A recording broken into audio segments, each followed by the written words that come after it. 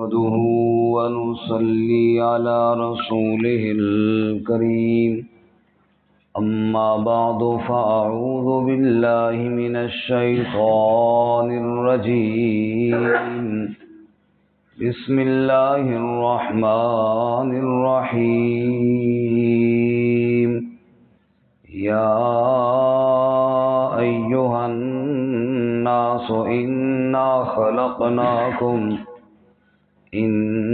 خلقناكم من ذكر وأنثى وجعلناكم شعوبا وقبائل لتعارفوا إن أكرمكم عند الله أتقاكم إن الله عليم خبير یا ایھا الناس اے لوگو انا خلقناکم من ذکر و انثی بے شک ہم نے تمہیں پیدا کیا ایک مذکر اور ایک مؤنث سے وجعلناکم شعوبا وقبائل لتعارفوا اور ہم نے بنایا تمہیں کنبے اور قبیلے تاکہ تم تعارف کر سکو ان اکرمکم عند اللہ اتقاکم بے شک زیادہ عزت والا تم میں سے اللہ کے ہاں جو زیادہ تقوی والا ہو ان اللہ علیم خبیر بے شک اللہ تعالی علم رکھنے والا خبر رکھنے والا ہے سبحان ربک رب العزت عما یصفون وسلام علی المرسلین والحمد للہ رب العالمین اللہم صل علی محمد وعلی آل محمد کما صلیت علی ابراہیم وعلى آل إبراهيم إنك حميد مجيد اللهم بارك على محمد وعلى آل محمد كما باركت على إبراهيم وعلى آل إبراهيم إنك حميد مجيد معزز سامعین، سورۃ الحجرات آیت نمبر 13 آپ کے سامنے تلاوت کی ہے۔ اللہ رب العزت اس کے مطابق صحیح بیان کی توفیق عطا فرمائے اور ہمیں قرآن و سنت پر عمل کرنے کی توفیق عطا فرمائے۔ اس سے قبل اصلاح معاشرہ کے جو قوانین بیان ہوئے اور جن اخلاقی برائیوں سے روکا گیا وہ یہ ہیں: کسی کے ساتھ ٹھٹھا مذاق نہ کرو، کسی کی حقارت توہین کرتے ہوئے اس پہ عیب مت لگاؤ، ایسے القابات جن سے اگلے کو تکلیف ہو مت کرو، اسی طرح بدگمانی سے اجتناب کرو، جاسوسی نہ کرو، پیٹھ پیچھے باتیں غیبت نہ کرو، یہ سارے باتیں چھوڑ دو اور اللہ تعالیٰ سے ڈرو۔ آج کے سبق میں ایک ایسا نسخہ بتایا، ایک ایسا گر اور حکیمانہ نکتہ بیان فرمایا کہ جو نکتہ اور جو گر ان تمام برائیوں کا سد باب ہے، کیونکہ یہ سارے گناہ اس وقت ہوتے ہیں جب انسان میں تکبر آ جائے، جب انسان میں غرور آئے، اپنے آپ کو بڑا سمجھے اور دوسرے کو اپنے سے کم تر سمجھے، تو اس وقت یہ سارے باتیں انسان میں پیدا ہوتی ہیں۔ اور یہ باتیں اور غرور نکالنے کے لیے اللہ تعالیٰ نے آج کے سبق میں فرمایا کہ تم سب ایک ہی باپ اور ایک ہی ماں کی اولاد میں سے ہو، تو پھر غرور کس بات کا، پھر فرق کہاں سے آ گیا، پھر تمہیں کس بات پر دوسرے پر فوقیت ہوگی جب سب کا باپ ایک ہے اور سب کی ماں بھی ایک ہے۔ عزت اگر اللہ کے ہاں ہے تو حسب نسب کی وجہ سے کوئی نہیں، کنبے قبیلے خاندان کی وجہ سے کوئی نہیں، عزت تو تقوی کی وجہ سے ہے۔ جتنا کوئی زیادہ متقی ہوگا اتنا ہی عزت والا ہوگا، اور جتنا تقوی سے دور ہوگا اتنا ہی ذلیل ہوگا۔ اللہ تعالیٰ ہم سب کو تقوی نصیب فرمائے۔ چنانچہ رسول اللہ صلی اللہ علیہ وسلم نے حجۃ الوداع کے موقع پر ارشاد فرمایا کہ کسی عربی کو کسی عجمی پر اور کسی گورے کو کسی کالے پر کوئی فوقیت نہیں، فوقیت ہے تو صرف تقوی کی بنیاد پر ہے۔ بعض مفسرین فرماتے ہیں یہ آیت اس وقت نازل ہوئی کہ جب فتح مکہ کا دن تھا، رسول اللہ صلی اللہ علیہ وسلم نے حضرت بلال رضی اللہ تعالیٰ عنہ کو حکم دیا کہ بلال بیت اللہ کی چھت پر چڑھ کر اذان دو۔ اب باقی لوگ سارے نیچے کھڑے ہیں، اور حبشے کا وہ بلال جس کو لوگ غلاموں میں بھی کم تر سمجھتے تھے، وہ چڑھا ہوا ہے بیت اللہ کی چھت پر اور وہاں اذان دے رہا ہے۔ تو اسے دیکھ کر کئی لوگوں نے یہ بھی کہا کہ شکر ہے ہمارے باپ پہلے ہی فوت ہو گئے، انہیں یہ دن نہیں دیکھنا پڑا۔ کیا رسول اللہ صلی اللہ علیہ وسلم کو اس حبشے کے کالے بلال کے علاوہ اور کوئی نہیں مؤذن ملتا تھا جو اذان دیتا؟ تو رسول اللہ صلی اللہ علیہ وسلم نے جب یہ باتیں سنی، آپ خاموش رہے، اتنے میں اللہ نے یہ آیت نازل فرمائی جس میں اللہ تعالیٰ نے واضح طور پر فرمایا کہ سب ایک ہی ماں اور ایک ہی باپ کی اولاد میں سے ہیں۔ یہ کوئی بات نہیں کہ فلاں غلام ہے اور فلاں جناب سردار ہے، فلاں گورا ہے اور فلاں کالا ہے، فلاں فلاں قبیلے سے اور فلاں فلاں قبیلے سے ہے، وہ قبیلہ تو بڑا کم تر ہے اور فلانا خاندان تو بڑا عالی خاندان ہے اور بڑا اونچی نسبت والا ہے۔ فرمایا ان باتوں کی کوئی حیثیت نہیں، یہ سب جہالت کی باتیں ہیں، عزت ہے تو تقوی اور ایمان کی بنیاد پر ہے۔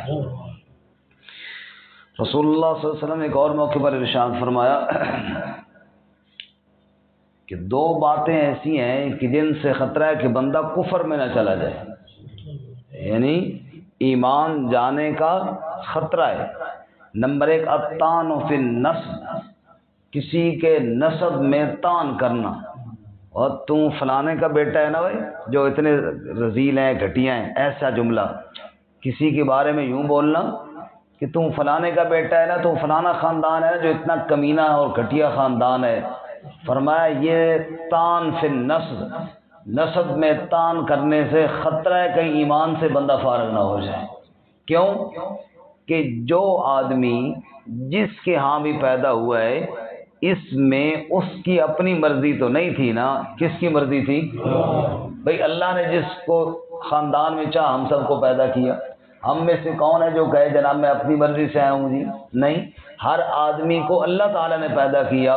تو جو آدمی اس بات پہ طعن کرتا ہے وہ گویا کہ اللہ تعالیٰ کی منشا اور مرضی پر طعن کرتا ہے۔ تو رسول اللہ صلی اللہ علیہ وسلم فرمایا کہ یہ بات خطرہ ہے کہ اس کے دل سے کہیں ایمان کو نہ نکال دے اور بندہ ایمان سے فارغ نہ ہو جائے نسب میں طعن کرنے والا۔ اس لیے کبھی کسی کے خاندان، کبھی کسی کے قوم، کبھی کسی کے قبیلے، کبھی کسی کے نسب پر طعن ہرگز نہ کیجیے، بہت ہی سخت خطرے والی بات ہے۔ اور نمبر دو، نوحہ علی المیت، میت پر نوحہ کرنا۔ ایک تو ہوتا ہے آنسو بہانا، ایک ہوتا ہے شکوے شکایتیں رب پر کرنا۔ مثال کے طور پہ فوت ہو گیا ہو جی اللہ تعالیٰ نے یہ کیوں کر لیا، اللہ تعالیٰ کو اس کے علاوہ کیا تھا، اور نعوذ باللہ معاذ اللہ یہاں تک بھی باتیں سنی ہیں کہ اللہ تعالیٰ کو اس بچے کے ساتھ کیا دشمنی تھی، نعوذ باللہ من ذالک۔ تو یہ وہ ظلم ہو گیا، نعوذ باللہ بڑا ظلم ہو گیا جی، اللہ تعالیٰ نے بڑا یہ کر دیا، نعوذ باللہ۔ تو میت پر ایسے نوحے کرنا یہ بعض دفعہ انسان کو ایمان سے فارغ کر دیتے ہیں، ایسے جملے منہ سے نکل جاتے ہیں کہ بندہ ایمان سے فارغ ہو جائے، نعوذ باللہ من ذالک۔ ویسے بھی انسان کو جملہ زبان سے سوچ سمجھ کر نکالنا چاہیے۔ بعض دفعہ رسول اللہ صلی اللہ علیہ وسلم فرمایا انسان اپنی زبان سے ایسا جملہ نکال دیتا ہے وہ اس کو ہلکا سمجھ رہا ہوتا ہے اور اس کی وجہ سے 70 سال کی مسافت جہنم میں نیچے چلا جاتا ہے، اتنا نیچے چلا جاتا ہے جہنم میں۔ اس لیے فرمایا کہ یہ کوئی فرق نہیں کہ فلاں قبیلے سے ہے اور فلاں حسب اور فلاں نسب والا، عزت اس بات پر نہیں، عزت تو تقوی کی بنیاد پر ہے۔ ہاں یہ ایک الگ بات ہے کہ تقوی بھی ہو اور پھر نسب اور رشتہ داری بھی مل جائے، یہ تو بڑی اللہ تعالیٰ کی کرم ہے، سبحان اللہ، پھر تو بڑی شان مل گئی کہ تقوی بھی ہے اور ساتھ رشتہ داری بھی بڑی اونچی شان والی مل گئی۔ لیکن صرف رشتہ داری کی کوئی حیثیت نہیں، اس سے بڑی مثال اور کیا ہوگی کہ سورۃ اللہب، پوری سورۃ اللہب نازل ہوئی ابو لہب کی مذمت میں، اور یہ وہ بد نصیب ہے کہ جس کا نام لے کر اللہ تعالیٰ نے گویا کہ اس پر لعنت کی ہے، ایسا بد نصیب ہے۔ لیکن تھا نبی صلی اللہ علیہ وسلم کے رشتہ داری میں سے، آپ کا چچا ہے، آپ کا قریبی ہے، آپ کے خاندان میں سے، نسب بڑا اونچا، لیکن عملی طور پر ایمان اور تقوی سے اتنا دور کہ لعنت کا حقدار ٹھہرا۔ اور بلال رضی اللہ تعالیٰ عنہ کا نسب دیکھو تو حبشے کا غلام، اور شان اور عظمت اتنی کہ میرے نبی نے کہا میں نے جنت میں چلنے کی آہٹ سنی، پوچھا یہ کون ہے؟ کہا گلیوں میں حبشے کا بلال چل رہا ہے اور پاؤں کی آواز اللہ جنت میں سنا رہے ہیں۔ سبحان اللہ۔ تو کہاں ابو لہب اور کہاں بلال؟ کیا شان ہے بلال کی اور کیا جناب ذلت ہے ابو لہب کے لیے؟ تو عزت ہے تو تقوی کی بنیاد پر ہے۔ ہاں تقوی کے ساتھ اگر پھر رشتہ داری نصیب ہو جائے، جیسے حضرت سیدنا عثمان ذی النورین، سیدنا علی المرتضیٰ رضی اللہ عنہ، یہ دونوں نبی پاک صلی اللہ علیہ وسلم کے داماد ہیں، اور ابو بکر و عمر دونوں نبی صلی اللہ علیہ وسلم کے سسر ہیں، تو یہ رشتہ داری بھی ہے، ایمان اور تقوی بھی ہے، یہ عزت مل کے سبحان اللہ۔ جیسے حضرات حسنین کریمین ہیں، نبی صلی اللہ علیہ وسلم کی گویا کے اولاد ہیں، آپ کے نواسے ہیں، رشتہ داری بھی ہے، تقوی بھی ہے۔ تو ایمان اور تقوی کے ساتھ ساتھ جو رشتہ داری ہو وہ تو بڑی شان والی ہے، لیکن محض رشتہ داری اور ایمان تقوی نہ ہو تو اس کی کوئی حیثیت نہیں ہے۔ اور اس پر بڑی مثال نوح علیہ السلام کے بیٹے کی ہے، قرآن مجید میں خود واقعہ موجود ہے، سورہ ہود میں۔ نوح علیہ السلام باپ ہیں اور کنان ان کا بیٹا ہے، اور آنکھوں کے سامنے غرق ہو رہا ہے، باپ کہہ رہے یا بنی ارکب معنا، کشتی میں سوار ہو جا، کہتا ہے ناجنا ساوی الی جبل یعصمنی من الماء، پہاڑ پہ چڑھ جاؤں گا، غرق ہونے سے بچ جاؤں گا۔ نوح علیہ السلام نے کہا کوئی بچانے والا نہیں، وہ نہیں مان رہا تھا۔ حال بینہم الموج فکان من المغرقین، موج اٹھی، بیٹا غرق ہوا۔ نوح علیہ السلام نے دعا بھی کی، رب ان ابنی من اہلی وان وعدک الحق وانت احکم الحاکمین، اے اللہ یہ میری آل میں سے اس کو بچا۔ رب نے فرمایا یا نوح انہ لیس من اہلک، یہ تیری اہل میں سے نہیں ہے، انہ عمل غیر صالح، اس کے عمل درست نہیں، فلا تسألنی ما لیس لک بعلم، پھر مجھ سے اس کے بارے میں سوال بھی نہ کرنا، انی اعظک ان تکون من الجاہلین، کہیں میں اللہ تیرے ساتھ ناراض ہی نہ ہو جاؤں۔ اللہ نے بتا دیا رشتہ نسب کتنا اونچا کیوں نہ ہو، لیکن اگر ایمان نہیں تو رشتہ داری کسی کام کی نہیں۔ وہی رشتہ داری پھر معتبر ہے جو ایمان کی بات ہو۔ جیسا کہ صحابی نے سوال کیا مل کریم و یا رسول اللہ، کریم عزت دار کون ہیں؟ تو میرے نبی نے فرمایا یوسف نبی اللہ۔ کیا فرمایا جی؟ یوسف نبی اللہ۔ جی وہ کیسے؟ کہ یوسف بیٹے ہیں حضرت یعقوب علیہ السلام کے، یعقوب علیہ السلام بیٹے ہیں اسحاق علیہ السلام کے، اسحاق علیہ السلام بیٹے ہیں ابراہیم علیہ السلام کے، یوسف علیہ السلام خود بھی اللہ کے نبی، والد یعقوب بھی اللہ کے نبی، دادا اسحاق بھی اللہ کے نبی، اور پردادا ابراہیم بھی اللہ کے نبی۔ یہ نسبت ہے، بڑی شان والی ہے، لیکن ایمان اور تقوی کے بعد ہے۔ یا ایھا الناس، اے لوگوں، انا خلقناکم من ذکر و انثی، بے شک ہم نے تمہیں پیدا کیا ایک مذکر اور ایک مؤنث سے، ایک باپ اور ایک ماں سے، تم سب کا باپ ایک ہے یعنی آدم علیہ السلام، تم سب کی ماں بھی ایک ہے یعنی حوا علیہ السلام۔ سورۃ النساء کی آیت نمبر 1 میں اللہ فرماتے ہیں یا ایھا الناس انا خلقناکم یا ایھا الناس اتقوا ربکم الذی خلقکم من نفس واحدہ، لوگوں اس ذات سے ڈرو جس نے تم سب کو ایک جان سے پیدا کیا، وخلق منها زوجها، پھر اسی سے اس کی زوجہ کو پیدا کیا، وبث منهما رجالا كثيرا ونساء، پھر اللہ نے انہی سے پوری دنیا میں مرد اور عورتیں پھیلا دیے۔ اوپر جاؤ تو باپ سب کا ایک ہے، ماں سب کی ایک ہے، اس لیے یہاں فرماتے ہیں یا ایھا الناس، اے لوگوں۔ اچھا غور فرمائیں، پیچھے جتنے خطابات ہیں یا ایھا الذین آمنوا، یا ایھا الذین، ایمان والوں یہ نہ کرو، یہ کرو اور یہ نہ کرو، اور یہاں فرمایا یا ایھا الناس، یہ صرف ایمان والوں کی بات نہیں، یا ایھا الناس، اے روئے زمین پر بسنے والے لوگوں، چاہے جس علاقے کے ہو، چاہے جس ملک میں رہتے ہو، چاہے جس رنگ اور جس شکل کے بھی ہو، سنو، انا خلقناکم من ذکر و انثی، بے شک ہم نے تمہیں پیدا کیا ایک باپ اور ایک ماں سے، وجعلناکم شعوبا وقبائل لتعارفوا، شعوب کہتے ہیں بڑے قبیلے کو، قبیلہ کہتے ہیں چھوٹے قبیلے کو، جیسے ایک بڑا قبیلہ ہوتا ہے پورے ملک کے اندر، ایک مشہور ہے قبیلہ جی فلاں جناب قبیلہ فلاں قوم ہے جناب، مثال کے طور پہ یہ سندھی قوم ہے، یہ پٹھان قوم ہے، یہ فلاں قوم ہے،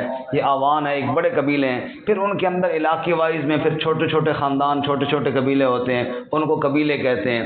اللہ فرماتے ہیں ہم نے کنبے بنا دیے، قبیلے بنا دیے، یہ کیوں بنائے؟ عزت کے لیے نہیں، لتعارفوا، تاکہ تمہارا تعارف ہو جائے۔ بولو کس کے لیے بنائے جی؟ تعارف کے لیے بنائے ہیں، ورنہ کسی قبیلے اور قوم کی عزت کی وجہ سے اللہ تعالیٰ نے نہیں نام دیے کہ یہ نام عزت والا ہے، یہ سب تعارف کے لیے ہیں۔ اگر سارے انسانوں کا رنگ ایک جیسا ہو، سارے انسانوں کا قبیلہ ایک ہی ہو، پہچان کوئی نہ ہو، نام ایک ہو، رنگ ایک ہو۔ اب دیکھو نا، اللہ تعالیٰ نے نام والدین پہ چھوڑے، رنگ اللہ تعالیٰ نے خود دیے، قبیلے اللہ تعالیٰ نے خود ہی دیے ہیں، اور اب نام ایک ہمارے اوپر چھوڑے ہیں، تو کتنے بندوں کے نام ایک جیسے مل جاتے ہیں یا نہیں مل جاتے؟ سمجھ رہے؟ نام مل جاتے ہیں، اور جو چیزیں اللہ نے اپنے اوپر رکھی ہے، آپ لاکھوں انسانوں کو دیکھیں جناب، وہ رنگ روپ ہی مختلف ہیں، ان کی شکل و صورتیں ہی مختلف ہیں، دیکھ کر انسان کہتا ہے سبحان اللہ، اللہ کتنی قدرت والا ہے، سب بولو سبحان اللہ۔ تو بہرحال اللہ تعالیٰ فرماتا ہے یہ تو تعارف کے لیے ہیں، پہچان کے لیے ہیں، یہ کوئی بڑے فخر کی بات نہیں ہے۔ اچھا پھر جب یہ فخر کرنا شروع کیا نا جی، تو نتیجہ کیا نکلا کہ کئی لوگوں نے جھوٹ سے اپنے خاندان بدلنے شروع کر دیے، یعنی ہیں کچھ اور مشہور کچھ اور کرتے ہیں تاکہ فخر رہے۔ وہ کیوں کہ فخر سمجھتے ہیں نا، تبھی خواہ مخواہ اپنی نسبت کسی اور جناب خاندان سے کرتے ہیں، اور پھر جہاں جہالت زیادہ ہو وہاں تو شاہ جی مشہور کرتے ہیں کیا ہے جی؟ شاہ جی، شاہ جی ہیں جی، بس شاہ جی، کیونکہ پھر بڑی عزت ہوتی ہے۔ وہ کہتے ہیں کہ ایک آدمی کوئی موچیوں کا کام کرتا تھا، کوئی برا کام نہیں، خود نبی صلی اللہ علیہ وسلم اپنے جوتے کو خود ٹانکا لگا کے بتایا تاکہ کوئی اس پہ عار محسوس نہ کرے، بلکہ موچی کا کام کرتا تھا، ظاہر موچی لوگ کہتے تھے، وہ دوسرے علاقے میں جا کے شاہ جی بن گیا۔ تو نام اس کا جو بھی تھا، چل میں اپنا ہی نام لے لوں تاکہ کسی کے نام پہ نہ آ جائے، مثلا اس کا نام یاسر تھا، اب وہ دوسرے علاقے میں جا کے یاسر شاہ مشہور ہو گیا جناب۔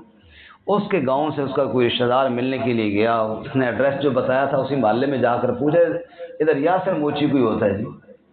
کہتے ہیں موچی یاسر تو ادھر کوئی نہیں ہوتا، ادھر ایک یاسر شاہ صاحب ہوتے ہیں۔ کہنے نہیں شاہ صاحب نہیں، یاسر موچی، وہ سب سے یاسر شاہ، ان کا چلو یار یاسر شاہ ہی بتا دو۔ وہ گیا تو آگے وہی یاسر موچی نکلا۔ انہوں نے کہا تو شاہ کس طرح بن گیا؟ اس نے کہا چپ کر، اے نال والا گھر بھی جے شاہ جی دا تو اے بھی گھر شاہ صاحب دا، دونوں طرف سے شاہ تھے، گرمائش چڑھی ہے، بیچ میں بھی شاہ ہی بن گیا ہوں۔ سمجھ آئی؟ دونوں طرف سے شاموں کی چڑھی ہے نا گرمائش. سید اللہ شاہ بخاری رحمۃ اللہ علیہ سے کسی نے پوچھا تھا فلانا بندہ شاہ ہے جی؟ فرمایا بالکل ہے اور میں اس پر گواہ ہوں. میں اس پر کیا ہوں؟ کہا جی تسی کس طرح گواہ ہو؟ فرمایا اس طرح کہ وہ میرے سامنے بنا ہے.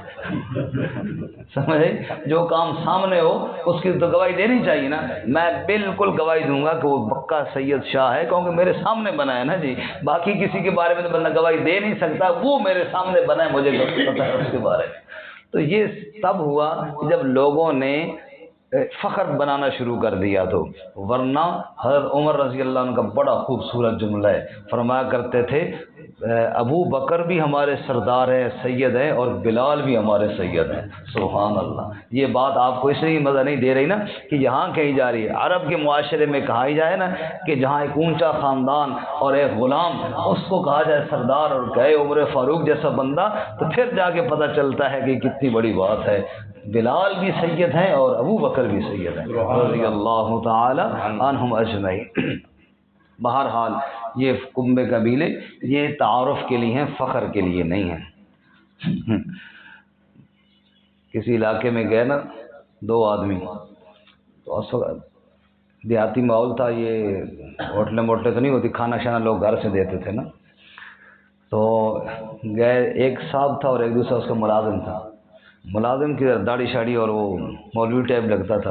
ادھر کسی نے کھانا شانا نہ پوچھا تو اس نے کہا سر جی ایک طریقہ مجھے پتہ ہے، اگر آپ اجازت دیں. اس نے کہا کرو یار، کوئی طریقے سے کوئی روٹی شوٹی تو ملے. اس نے کہا میں ذرا شاہ جی لگتا ہوں، آپ کہیں گے یہ شاہ صاحب ہیں.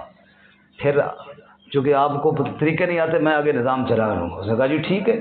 وہ شاہ جی مشہور ہو گئے جناب، تو لوگ کھانے آنے شروع ہو گئے، دم درود شروع ہو گئے. اب وہ جو صاحب تھا وہ بیچارہ اس کی حیثیت کوئی نہ رہی، حالانکہ صاحب تو وہ تھا جی، شاہ جی تو ملازم تھے اس کے. اب جہاں جائے نا دعوت دیتے، شاہ جی آگے آؤ جی، شاہ جی تسی باہر بیٹھو آپ کو بعد میں کھانا دیتے ہیں. شاہ جی کو آگے. اب اس کو اپنے طور پہ تب چڑھے کہ یار یہ میرا ملازم اور یہ میری تو ٹکی کی حیثیت نہیں رہی، ساری عزت اس کی بن گئی. تو انسان میں حسد ہوتا ہے نا. اب اس میں حسد پیدا ہوا. اب وہ اپنے طور پہ سوچ رہا ہے کہ اس اپنے ملازم اور نوکر سے میں کیسے عزت حاصل کروں. اب ایک جگہ جو دعوت پہ گئے نا تو شاہ جی آگے آؤ جی، شاہ جی آگے آؤ جی. اس ملازم کو آگے بٹھایا اور صاحب کا آپ باہر بیٹھیں، آپ ادھر نیچے بیٹھے، آپ کو کھانا دیتے ہیں. اس نے کہا میں کیوں نیچے بیٹھوں؟ اس نے کہا وہ تو شاہ صاحب ہے نا. اس نے کہا تو میں کون ہوں؟ اس کا ہمیں تو نہیں پتا آپ کون ہیں. اب وہ اپنے طور پہ سوچ رہا ہے کہ میں بھی اپنا عہدہ اونچا بتاؤں نا. اس نے کہا کون ہے تم؟ اس نے کہا میں نبی ہوں. ان کر تیری جھوٹا نبوت نہ داؤ صاحب میں پکڑ لمبا کر لے. اس نے کوٹ کوٹ کوٹ کو اس کی ہڈیاں باندھ دیتی ہیں جناب. جھوٹا نبوت کا دعوے دار. مشکل سے اس شاہ جی نے اس کی جان بچائی، ورنہ تو اس کو جان سے مارنے لگے تھے.